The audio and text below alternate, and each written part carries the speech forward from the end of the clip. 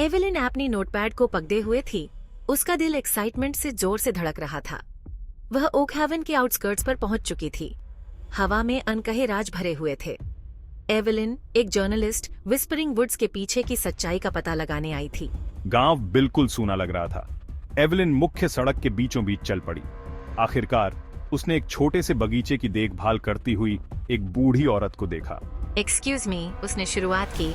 I am looking for information about the whispering woods. बुढ़िया का sir ऊपर उठा, उसकी आंखें घबराहट से चौड़ी हो गईं। Don't go their child, it's not safe, उसने फुसफुसाते हुए कहा। एवलिन, एक रहस्यमयी आभा वाली युवा लड़की, गांव में चिंतित और बेचैन होकर चल रही थी। उसने गांव वालों को चेतावनी देने की कोशिश की, लेकिन सब चुप थे। उनके चेहरे डर से सफेद थे। वो जंगल के खतरों के बारे में बुदबुदा रहे थे, लेकिन खुलकर नहीं बोले। एवलिन को बुजुर्ग साइलस के झोपड़ी का रास्ता बताया गया। साइलस दशकों से विस्परिंग वुड्स के किनारे रह रहा था। उसने ऊपर देखा, उसकी आंखों में अजीब सी चमक थी। तो तुम वो जिज्ञासु हो? उसकी आवाज कर्कश थी। साइलस में कुछ अजीब था। उसके आसपास एक शांत ज्ञान और गहरे दुख का आभा मंडल था। साइलस ने कितना भी कहा, एवलिन ने मन बना लिया था। जब शाम होने लगी और गांव में परछाइयां लंबी होने लगी, तो वो विस्परिंग वुड्स के किनारे पे खड़ी थी। उसके सामने पेड़ इतने बड़े और घने थे कि उनकी शाखाएं आपस में उलझी हुई थी। एवलिन ने एक लंबी सांस ली और अपने आप को संभाला।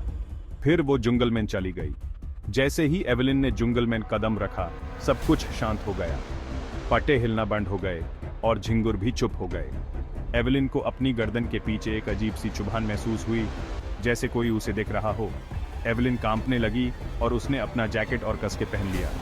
उसने धीरे धीरे चलना शुरू किया और उसने हल्की हल्की फफकर सुनाई दी, जैसे कोई उसके आसपास हो। एवलिन ने अपनी हिम्मत जताई और अपने कदम आगे बढ़ाए, जंगल के राज को समझने के लिए। जैसे ही अंधेरा छाया, फुसफुसाहटें तेज हो गईं। एवलिन को अपने अशांत कोरस से घेर लिया। ऐसा लग रहा था जैसे वे खुद पेड़ों से, सरसराते पत्तों और चरमराती शाखाओं से निकल रहे हों। एवलिन का दिल उसकी छाती में तेज हो गया। उसकी हर नस उसे वापस मुड़ने के लिए चिल्ला रही थी, लेकिन वह आगे बढ़ती रही। उसकी पत्रकारिता जिज्ञासा उसके बढ़ते डर पर हावी हो गई। उसे एक ठंडी सिहरन महसूस हुई और परछाइयां पास आती दिखीं। उसने शांत और केंद्रित रहने की कोशिश की। एक आकृति परछाई में खड़ी थी। उसका रूप ढलती रोशनी में अस्पष्ट था। Section 5, The Faceless Spectre. Evelyn वहीं खड़ी रही। उसकी सांसें गले में अटक रही थी। फिर उसने उसे फिर से देखा। वह आकृति, यह इस बार करीब था। इसका रूप अभी भी छाया में डूबा हुआ था। उस आकृति का कोई चेहरा नहीं था। एवलिन ने डर के बावजूद अपने कदमों को स्थिर रखा। आकृति ने फुसफुसाहट और छायाओं के माध्यम से उससे संवाद करने की कोशिश की। भाग 6, एक भूतिया मुलाकात। अंधेरे में जंगल का रास्ता बहुत खतरनाक था, लेकिन एवलिन धीमे होने की हिम्मत नहीं कर सकती थी। उस बेचेहरे भूत की तस्वीर ने उसे आगे बढ़ाया। वो हवा में फुसफुसाहट सुन सकती थी। अचानक उसने अपने कंधे पर एक ठंडी हाथ की पकड़ महसूस की। उसके कान में एक फुसफुसाहट गूंज उठी। एवलिन चिल्लाई और भूत के चंगुल से बचने के लिए भागने लगी। Section 7, The Moss-Covered Altar. Evelyn को एक अजीब सी ऊर्जा महसूस हुई और वो वेदी की तरफ बढ़ी। सामने एक छोटी सी खुली जगह में एक काई से ढका हुआ वेदी था।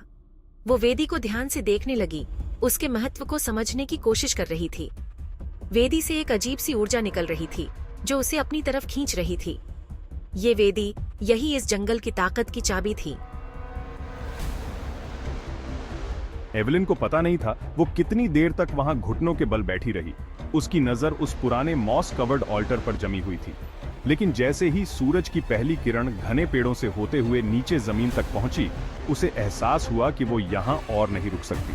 जंगल में बहुत डर था, बहुत से सवाल जिनके जवाब उसे नहीं मिलेंगे। वो एक ऐसी सच्चाई से रूबरू हो गई थी जिसे समझना उसके बस की बात नहीं थी। वो अपने पैरों पर खड़ी हुई। उसका शरीर दर्द कर रहा था। उसका दिमाग अभी भी रात की घटनाओं से हिल गया था।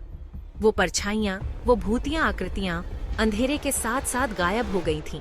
फुसफुसाहट धीमी होकर बमुश्किल सुनाई देने लगी थी, पर एवलिन जानती थी कि वे अभी भी वहीं हैं, जंगल की खामोशी में छिपे हुए हैं। एवलिन पीछे मुड़ी और भागी। उसका दिल डर से धड़क रहा था, लेकिन वो जीवित रहने के लिए दृढ़ थी।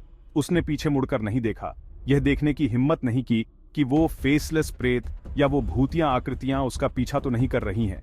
वो तब तक दौड़ती रही जब तक पेड़ कम नहीं होने लगे, जब तक वो घना अंधेरा उगते सूरज की रोशनी में बदल नहीं गया। और फिर आखिरकार वो जंगल से बाहर निकली, ओस से भीगी घास पर गिर पड़ी। उसकी सांसें तेजी से चल रही थीं। एवलिन वहीं बहुत देर तक लेटी रही। हर सांस के साथ उसका सीना भारी हो रहा था। विस्परिंग वुड्स की हड्डी जमा देने वाली ठंड के बाद सूरज की गर्माहट उसकी त्वचा पर अजीब लग रही थी। वो धीरे धीरे उठी। उसकी नजर मेडो के जाने पहचाने माहौल पर घूम रही थी। ऐसा लग रहा था जैसे वो पिछली बार इस जगह पर कब खड़ी थी, उसके बाद से जिंदगी बीत गई हो। वो पीछे मुड़कर अंधेरे डरावने जंगल की तरफ देखती है। उसका दिल अभी भी धक धक कर रहा था।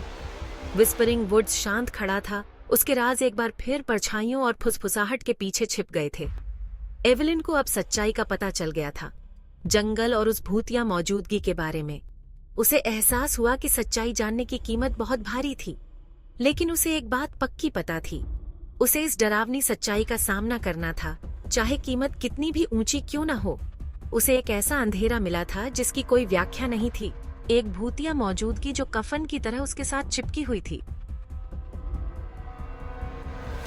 एवलिन ओकहेवन वापस आई, पर अब वो बदल चुकी थी। गांव वाले जो कभी उसके सवालों से घबराते थे, अब उससे पूरी तरह कतराते थे। उनका डर साफ दिखाई दे रहा था। उनकी नजरों में तरस और खौफ का मिलाजुला भाव था। वो जानते थे कि वो कहां गई थी, क्या देख कर आई थी, और वो ये भी जानते थे कि विस्परिंग वुड्स के अंधेरे ने उसे छू लिया है। उसने अपने अनुभव को लिखने की कोशिश की, उन भयावह चीजों को शब्दों में उतारना चाहा जो उसने देखी थी, लेकिन शब्द बहुत कम पड़ रहे थे। उस जंगल की भूतिया मौजूदगी को बयां नहीं कर पा रहे थे।